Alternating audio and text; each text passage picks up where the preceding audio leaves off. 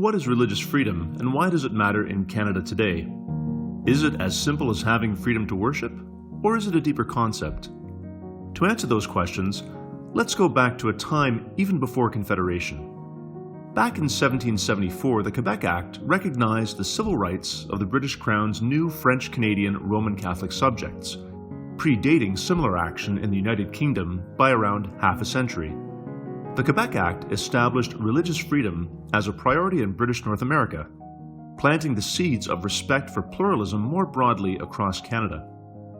Religious freedom was a key concept less than a century later when the British North America Act of 1867 created the Dominion of Canada.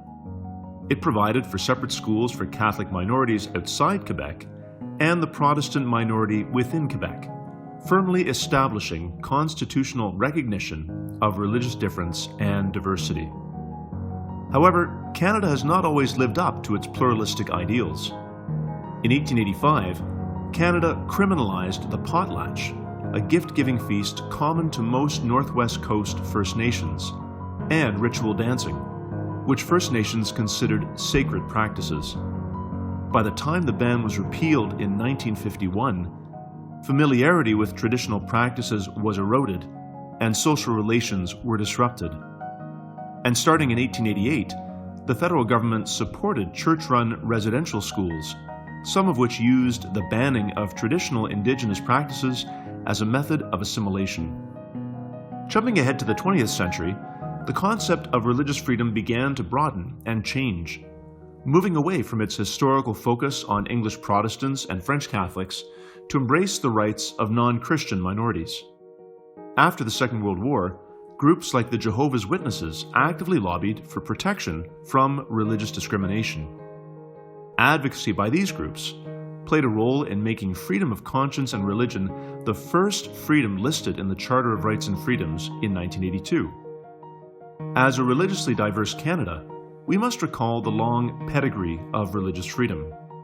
Its history has not been perfect, but much work has been done to stitch pluralism into the fibers of Canadian law and institutions.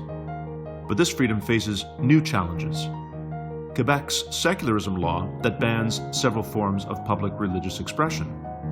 A Supreme Court decision rolling back institutional religious freedom. Attacks on medical professionals' conscience rights. Now more than ever, it is important to recall our history as we navigate the future of pluralism and public engagement in Canada. We cannot recognize, accommodate, and respect the plethora of religious traditions in Canada and those who seek to faithfully live them publicly and privately without a robust understanding of religious freedom. Indeed, it is foundational to our democracy and to our common life as citizens.